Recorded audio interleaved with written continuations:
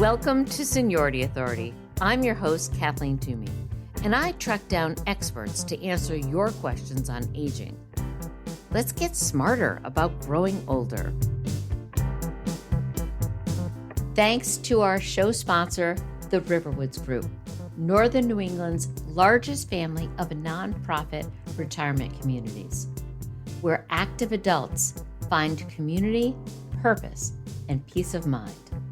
Visit riverwoodsgroup.org. Welcome to Seniority Authority. I'm your host, Kathleen Toomey.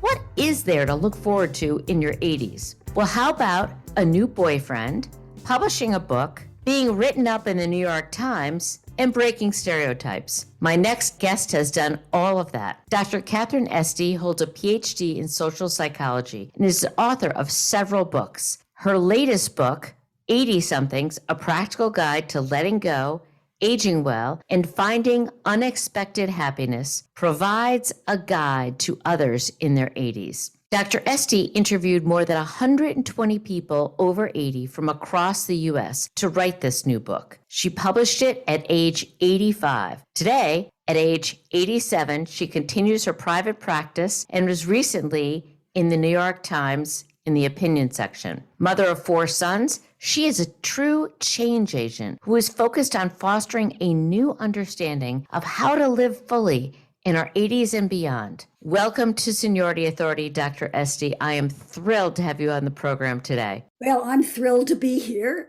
and it's very, very nice to be here for this conversation with you. I'm really looking forward to it because, as a lot of people have said, it's hard to know what being old is going to be like. And part of the goal of this podcast is to try to answer those questions. And the best people to know what being 80 is like are other 80 years old. I really enjoyed reading your book, but once I started talking to you in preparation for this episode, I realized you've been a change agent all your life. You have bucked stereotypes forever. Can you tell our listeners a little bit about your background? Sure. I grew up in New England, in Amherst, Massachusetts. My family was very booky. My father was a professor, but I was always an activist. I liked books, but I liked to be active even more. I led a revolution in the 3rd grade What was your revolution in the 3rd grade? Well, it was when I had a very cross teacher that we didn't like. And so I got the kids to, as we marched out 2 by 2 at the end of school one day, had everyone yell together when I raised my hand, "Miss Drake stinks." Earliest attempt at revolution was not too successful. But I went on to work in an international work camp for peace when I was 19 in Austria, building roads with a bunch of other, and I then became a social worker and a therapist, helping individuals change their lives. And then for 20 years ran a consulting firm where we really worked at the organizational level, trying to make better organizations, both nationally and internationally. And that took me to places like Bangladesh. So that's my life in about a minute and a half. Wow. All while raising 4 boys, which is quite a handful. It was. What I like about your book is it's not just about you. You're a very extraordinary person and you've done a lot of different things, but it's not a memoir, it's a guide. And you've interviewed 120 people over the age of 80. How did you choose the people that you interviewed for this book? Well, it all started when I was in a kind of a funk when I turned 80, and I was climbing this mountain and couldn't make it up. It was just a little tiny mountain. So at that point, I was really discouraged. I was in a funk, and I thought, well, I don't like being 80. But then I decided to go and find out. I said, there must be somebody who knows how to be old and doing it well. And so I started first in my own retirement community. And so I interviewed about 20 people there, people I didn't know particularly. And then from there, I used what, as a social psychology language, we called snowball technique. I had them tell me about other people, and I wanted to get people in different economic classes, and I got people all over the country. I didn't want it to be just a New England book. So I talked to a lot of people in California, and when I went to Ohio, I did some people there, and then I got people in Montana and so on. So it's not a scientific sample, but it is got a wide range. And I was looking for the different kinds of people, but I was particularly wanting to talk to people who were living exciting lives, purposeful lives, and that would have something to teach me and others about what is possible when you're in your 80s. And I think one thing that everyone wants to be independent. They want to live an exciting life. And one of the challenges of aging is that it brings health problems. And I like the fact that in your book, you didn't skip over the health problems, but you identified 5 different coping styles to deal with health issues. Because a lot of people that listen to the podcast say, well, what about when I have illness? And I loved these different coping techniques. Can you walk us through the 5 different styles? Yeah, just what you're saying, that people, their health determines a lot. And so I wanted to give people some guidelines for thinking about it, because what is amazing, it really doesn't depend quite so much on the actual condition, but more on the attitude that people have for how well they cope with their different health problems. Well, the 5 styles I identified are, the first is denial, and that's probably the least helpful, because those are the people that don't go to the doctor, never go to the dentist. They're just, there was one man in particular that I interviewed that had Parkinson's and yet was still using power tools, and saying his wife was crying that, he shouldn't do it. So, those are the people that get into trouble because they aren't taking care of themselves, and it's just waiting for tragedy. So that's a bad style to have, I think, and yet sometimes it's good to, it has its place. Then there's the style that I'm in, which is called stoical. People that kind of are usually try to ignore things, but not completely. We'll go to the doctor, needs be, when really have to. But I try to ignore things as long as I can. And I've been spending my life learning to take myself more seriously, to do more self-care. And I most of the clients I've worked with, I found that they're kind of stoical on the whole, many of them, and they need a lot of help in learning about self-care. Now, especially in my retirement community, the smallest category of people is the complainers. Doesn't really warm up to complainers. They find people usually shun them if they are too much into telling people about their recent diarrhea and their headache, and it just isn't a winning style. So those people usually are not, as I said, at the center of attention, but there's always some around. Then there's the worriers, and these are the people that anxious. My dear beloved husband was one of these. He would often take his blood pressure almost every day and take his temperature if he had the least little bit of a runny nose, and he worried a lot. And there's many people like that, and those people can't be held. You can't just say don't worry, because that's not a solution for people that are anxious. But I think so if you have somebody like that in your family, you can only kind of help them see that very often they've been wrong in the past about that little bump is not cancer and that little pain is not a heart attack. The last style is what I call realist, and that person takes their health seriously, but they don't complain all the time, they don't ignore, they don't deny, they see their doctor every year or for the regular checkups if there's something that occurs. So they just use common sense, and that is what I think we all should be aiming to, a more common sense approach, so our health is not the determining aspect of our life, but that one that we determine, we take care of it so that we can do all these other things. Yeah, I think the realist is the way I would want to go. I know there are a lot of stereotypes about older people complaining about their health. And I've heard some people call it the organ recital. When you get together, you have a cocktail and everyone talks about what organs are paining them.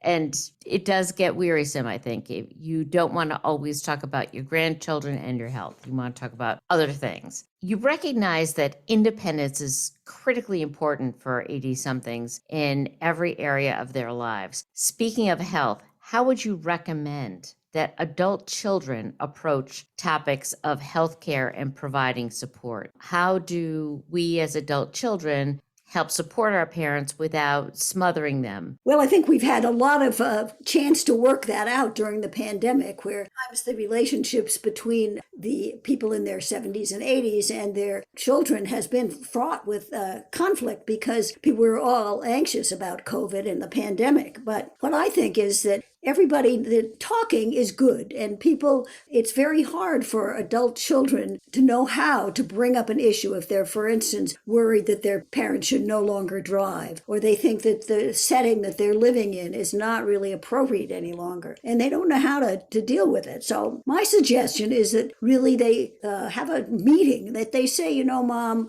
I'm worried about your driving. Can we have a meeting on Thursday and just talk about that? That way the older person gets a chance to prepare everybody, and it's kind of formalized. And then I think I usually tell the adult children that they should listen first. They shouldn't come in and some of them get so anxious themselves and they get bossy, and they say, like, Mom, you got to stop driving. You've had 3 accidents in the last 6 months. I think the important thing is that for communication is that the adult children should listen more and talk less. But that if they can, and I think they can recommend and they can urge and they can say, well, let's talk again in a month and kind of recommend again. But one of the important things I think is that independence is important. And so really finally, that people have this was a hard one for me. People do have a right to make an unwise choice, and except if they're going to hurt other people. Like driving, I think there becomes a point where they don't have the right to drive when they really are having 3 accidents. So you have a lot to weigh, but I think the idea that we'll negotiate, talk, listen to each other, that then it has a higher probability of ending very well if we do that. I think you're right. And I would posit that adult children who are busy and doing their jobs and their kids and their house, they're probably coming in, checking this off their list. Like, okay, Mom, you can't drive anymore. Hand over the keys. As opposed to saying, Mom, tell me what about driving is important to you. Is it about getting out? Is it about socializing? Tell me why this is important. And then listening and then saying, can we figure out another way for you to do these things that you want to do? Go to bridge or go grocery shopping without you driving. So is that like a reframe that you would suggest? I do. I think that's very good. And you really, question and really learn what's on their mind and what matters to them. And sometimes that they don't know. So that'd be a very good way to go. Yeah, I think that makes tremendous amount of sense, because I think we often walk into a situation, I'm also guilty of this, saying, I know what the answer is, and just wanting to cut to the chase. But that's not respectful, and it doesn't provide space for the other person to say, here's what is important to me. And that's where you get a better relationship out of that. You're right. Now, in chapter 17, you talked about the Rodin and Langer study on happiness that refers to the importance, kind of following along with what we just talked about, of providing choices, decision-making, and responsibility for older adults. Can you tell our listeners a little bit about this study? Because I found it fascinating. Yeah, this was the study that actually changed my mind. I mean, it opened my mind to so many things. This was an old study, but took place in the 70s and it was a study that took place in a nursing home, and it was 2 wings of a nursing home where people were somewhat ill and they couldn't leave. So the study was to see if they gave one wing would be the control group and the other wing had more choices. They can choose where they would have visitors. They could choose their movies. They could choose other kinds of structures that they wanted to do, what they didn't want to do. And after a year or so, as they expected, the people that had the more choice and more responsibility, they actually all got plants. And so each one had to care for a plant. And in the other wing, the control group, the nurses, they had a plant, but the nurses took care of it. If you're getting smarter, help us reach more minds. Leave us a review on Apple Podcasts so others know we're legit. Tell your friends to follow us on social or subscribe to our newsletter at seniorityauthority.org.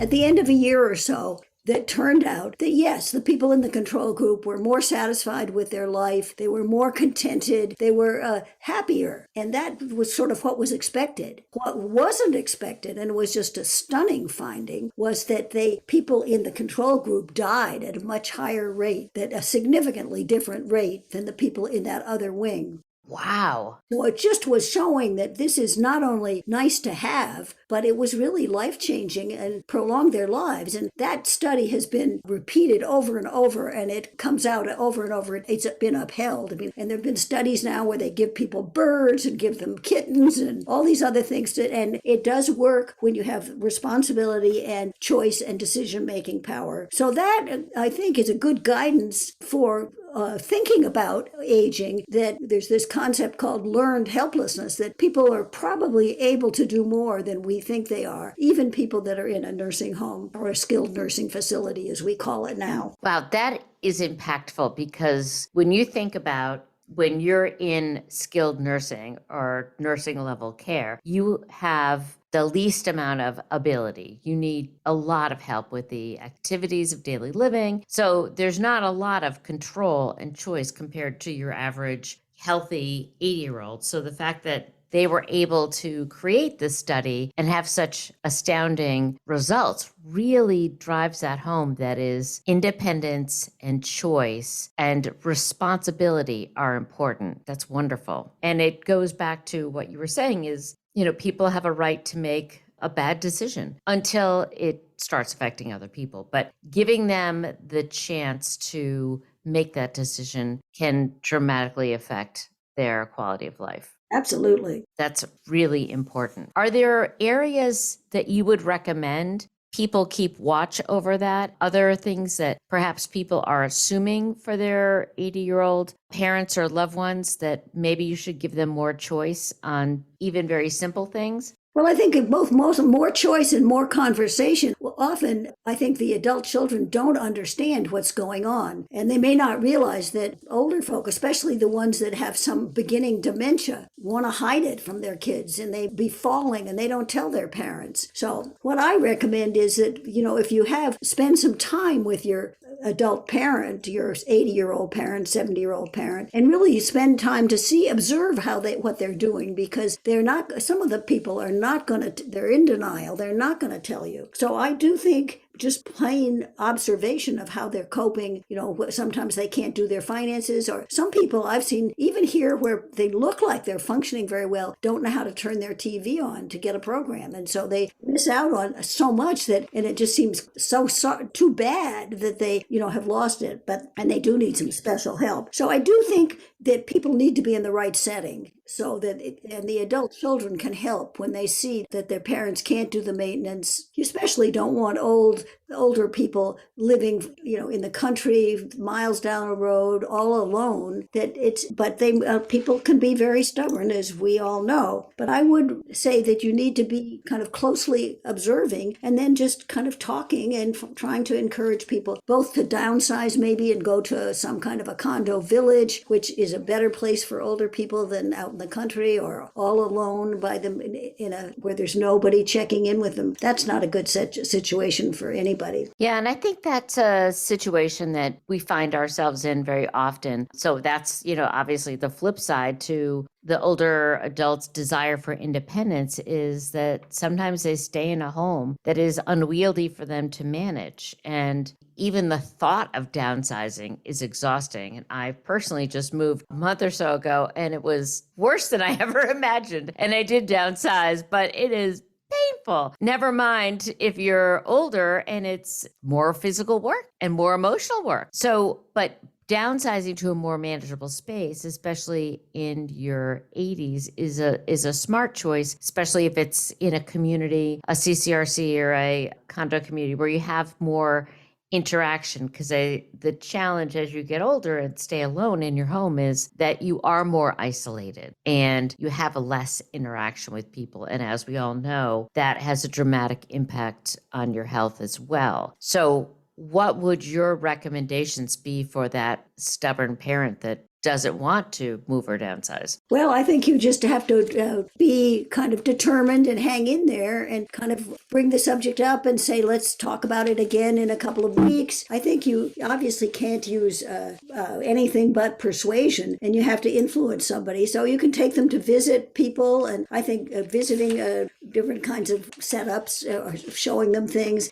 And you may have to, as the adult child, do much of the work in helping them move because it is too daunting. And I think I see from where I sit that people wait too long to make that move. It's better to move in your 70s or before you're really impaired, and yet that doesn't always happen. So, I do think in our culture that independence is overrated. It's very important. We've talked about that. But you know what is equally important is community. And we've learned recently that, if you're alone, it's not good for your health. Being socially isolated as an older person raises your risk of a heart attack and dying by 30%. And said the same if you're lonely. And lonely is different from, it just means you might be in a household of a lot of people, but if you're lonely, it's not good for your health either. And that would be if you're not feeling that the people around you care about you or know you. So we are social animals. We need company. Maybe you could, and the parents, if they see this, they can find a place and have them visit and get used to that place. Because change, as we know, you were just saying, change is hard for all of us, no matter how old or how young we are. There's something about us that resists a change. So I think being understanding, being empathy is always a good answer to everything. That is absolutely true. And you just touched on a growing epidemic in our country of loneliness among older adults, which is absolutely proven to affect your health. As an 80-year-old, what advice would you give your fellow 80-year-olds on how to cultivate new friends at this stage? Yeah, I think the thing is, it's usually the easiest way to make new friends is, I think, by doing something together. So if you join, go work in a soup kitchen, if you go to get a volunteer job in anywhere, go to the Council on Aging if there's one in your town and where there's people and activities, join a yoga class. I think there's all kinds of places now for classes of all kinds and events. And I think that's the best way to get to know people. Then there's also, just keeping your friendships up. A lot of people, especially just now, have been out of touch with people during the recent pandemic. So I think keeping in touch with the friends you do have works well. And then once you do that, I know a couple of people have been in touch with, that I know are in touch with their high school friends. And they all now start talking on Zoom, and they may be country. And so I have one friend who she talks like once a month to her high school buddies in Ohio, and they have just had an enormous amount of fun doing that. And then they now are reading books together. I mean, so I think it's being proactive. And I think that that it's so I would say taking classes, looking at your old friends, and just being open to calling people that you think look nice. If you in my retirement community, of course, it's easier. You work in a place like that too.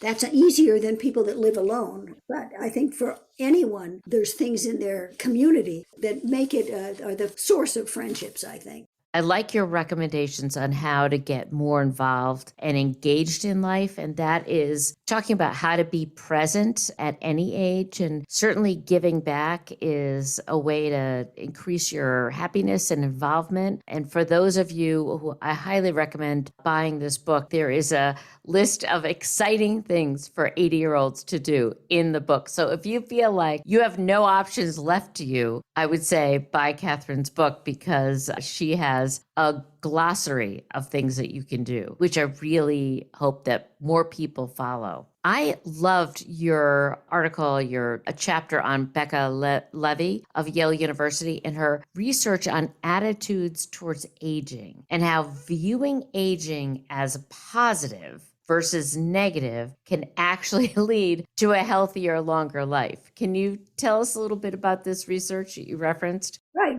she's one that has done a lot of work on stereotypes, and feeling that one of the ways people sort of needlessly limit their life is clinging to these older stereotypes, like the idea that once you're in your over 50 or 60 or whatever, that life is just decline, and it's just there's no good story. And so she's, in most of these stereotypes, but it turns out we still believe them, like that, we think things like you can't teach an old dog new tricks. Many of us think, oh, we can't learn technology and things like that, when in fact, one of the new science is teaching us all kinds of things that we can do, that our brain can learn at any age. And this idea that life goes along up and then it goes down is just not true. And the same is that older people are by nature grumpy and irritable, and that is just not true. It turns out the new research shows that older people are less angry and less anxious than younger people. Mm-hmm. Well, there's some science now that it makes, you were saying, what is there to look forward to? There's this idea. We found out now that 80-year-olds are happier than 70-year-olds, who are happier than 60-year-olds on the whole. So people, I think the biggest thing we can find out about being older is you're going to be happier, unexpectedly happy compared to what you thought. But back to what this Becca Levy said about having a positive attitude about aging. She found out that if you really have all your life felt that aging was something you dread, and this is most people actually, that it can affect your longevity and the actual number of years that you can save, or your life will be longer, is like 7.5 years. They found that people that had a more positive attitude toward aging, they just live longer. And it just shows that having that attitude and getting rid of those stereotypes that are mistruths, they're not truth, can really change and make your life longer and better. So she is a one that is doing this research, and we found out so many things about the brain that we didn't know 20, 30 years ago. One other, just that I want the listeners here to hear about, is this concept of what's called neuroplasticity. And that means that your brain can heal itself. So if you were depressed for a while, or you did have some kind of head trauma or something, the brain actually can heal. And we never believed it. I grew up hearing, and maybe you did too, that with every drink of alcohol you take, you're going to lose some brain cells. So if you take that, I think that was our parents just trying to scare us. Well, that's what I grew up with. So that I sort of had this image of, if every drink of wine, by the time I got to be 80, I'd have an empty head because all these brain cells would have died. So now we know that the brain is pretty amazing to reconstitute itself. And so that we can look forward to, in many ways, it's not this downhill, inevitable decline.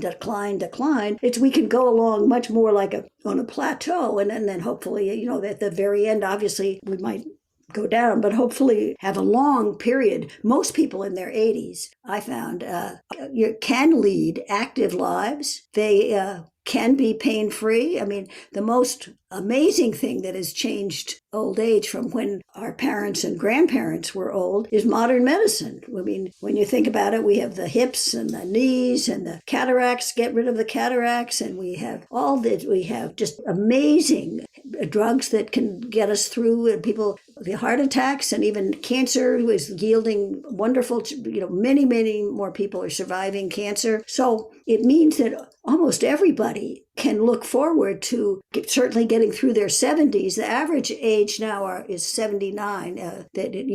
But in other countries, it's interesting. We're not doing so well here in America. We're at 79. Japan, the average age you could expect is 84. So that's quite a difference. And so I think with a little bit of change in how we handle our health care and get more people, everybody getting some attention one way or another, we can look forward for even more people having a long period of their life where they're enjoying themselves. And as I said, that what I found interviewing these 120 people, the major finding I found was that people were unexpectedly happy. They would say nobody in my family lived past, my father died at 55, my grandmother died even at 72, but here I find myself suddenly 85, and what to make of these years, and how do I spend them? And that's good questions, because what are all these years, especially for people that retire at 60, and then if they look forward to living till 90, what are these 30 years for? And I think it's my mission now to kind of get out there and help people understand how aging has changed, and that it really is quite different from what we expected and what we were taught or what we observed, so that we have to do a lot of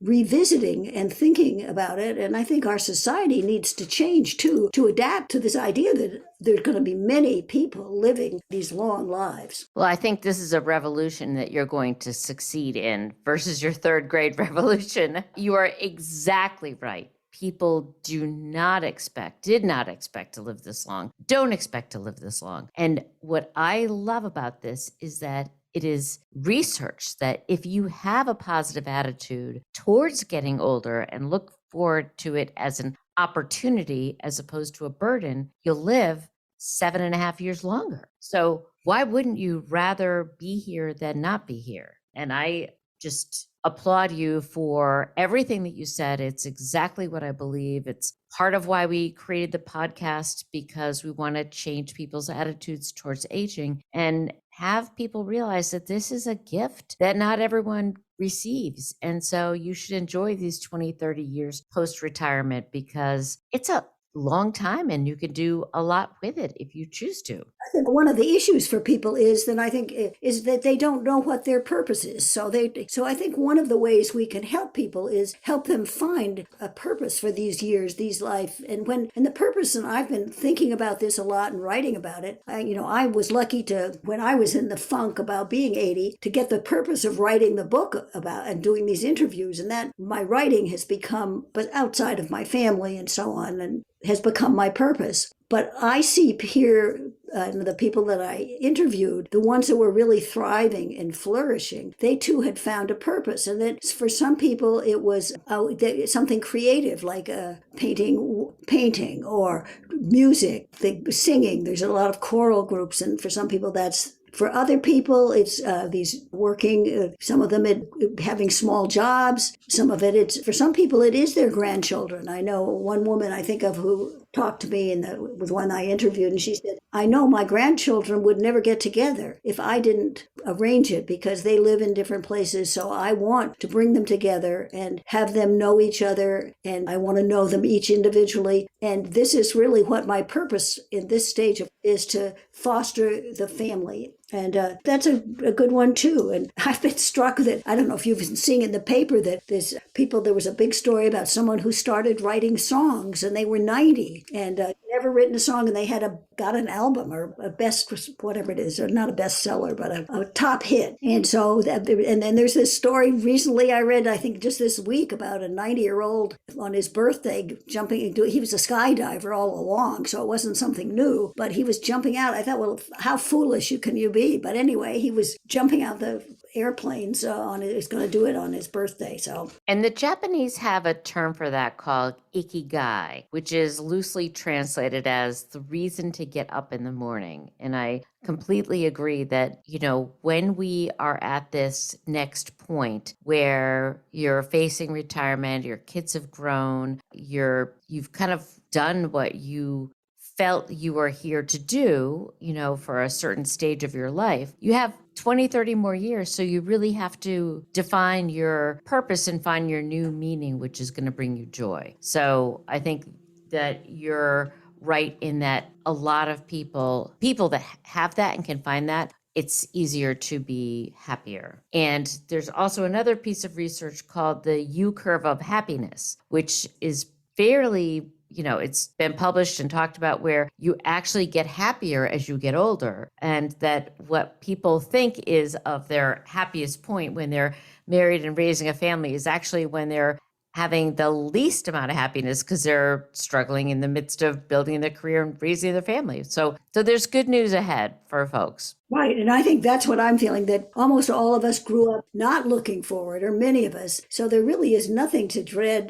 There's much to look forward to that people haven't known about it. And that if you see that, and I think I think it's both that there is much that's we now know that to look forward to, but it's still another key piece of it that along with just the science that we're going to get happier by, because that's what happens to people. They are happier in their 60s and then even happier in their 70s and more than happier yet in their 80s. That is going to happen. But the attitude is still important, that we were talking about having a positive attitude in general, not only about aging, but I think people have to grieve what they have to give up. And almost everybody in their as they age, they can't do what they did before. They can't go to Mount Everest, and they can't some of them can't play tennis, and there's physical things. And so that in order to have really this really contented and satisfying life, people have to make their peace with grieving those things they can't do and letting go. And that's why I put in my book, that in the title, that the kind of secrets to aging well were really letting go, learning how to do that. And then you can get to the expected happiness. And so it's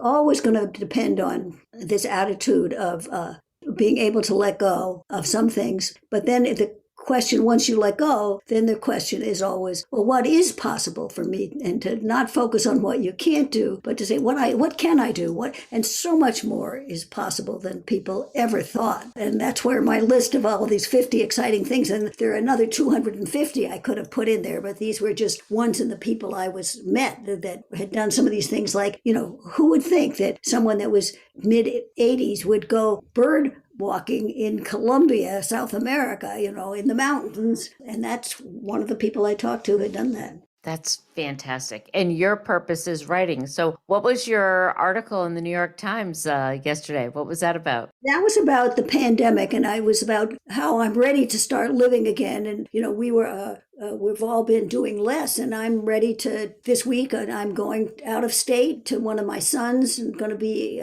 having a family gathering, which, of course, last year was the first year in time in all my life, except for 1 year, that I hadn't been with family. So this is, now I'm starting to do all these things, and I'm triple vaxxed. So I've gone to the MFA, the Museum of Fine Arts, and I've gone to restaurants. I'm starting to do that. And so it was about kind of how it's a balancing act between asking, is this too risky? And I wear my masks. I'm glad to do that. I don't want to pass on anything, and maybe I would have it, not know it. So I'm happy to wear a mask in public, and I really don't venture into crowded places. I'm not going to any rock concerts, but on the other hand, I don't feel I have to stay home either, and I feel pretty safe, and I'm willing to take that risk now because I want to start living my life completely fully again. And it won't be completely fully, but much more full, and I'm very happy to be in that place now. Well, in my opinion, you have an incredibly full life. You are a wonderful example of how to live an engaged, present, and involved life that also includes helping other people. With your book, 80-somethings, we are going to have a link to where to purchase the book in the show notes. Please look it up. Please buy it for anyone that you know who's 70 or 80. It is a great guidepost for how to live your life. It's also a good book for the adult children who, if they want to understand, I give conversation starters and tips for the family. So it's good for both the 80-something, 70-somethings themselves, but it's also good for their children. So it's a perfect Christmas gift for a little boost here. But no, you're exactly right. And thank you for mentioning that. It's a very practical book. It is, as Katharine said, it's got conversation starters, it's got tips. You can flip through different chapters and read on the things that you're interested in learning about, to have conversations with your parents. I loved it. It was very helpful to me. And I know if you open it up, you're going to learn something. You're going to come away smarter and understanding how to help people and how to have the right kinds of conversations, preserving independence, decision-making, and encouraging a positive attitude. So I want to thank you so much for coming on the program today, Dr. Esty. Thank you for having me, Kathleen. It was really I like opportunities to talk because I am wanting to get out these ideas. So it's always a great pleasure to talk about them. And I do believe that, that we have so much more to look forward to than we've ever known. So I feel good about spending the time in getting the word out to people. Well, thank you. Thank you so much. And that's our show for today. If you enjoyed it, please tell your friends about us so we can reach more minds. Give us a rating and review on Apple Podcasts and send in your questions on aging. We really want to answer any questions. If you have questions for Dr. Esty, send them to us and we'll get them to her and maybe have her back on the program. Until next time, enjoy the chance to get smarter about growing older. Thanks to our show sponsor, the Riverwoods Group, Northern New England's largest family of nonprofit retirement communities, where active adults find community, purpose, and peace of mind. Visit riverwoodsgroup.org. That's our show for today. Did it spark a question? If so, send us your questions at seniorityauthority.org and we'll track down the answer. Meanwhile, don't forget to subscribe, like us on Facebook, follow us on YouTube, and rate us on your favorite podcast platform. Until next time, let's get smarter about growing older.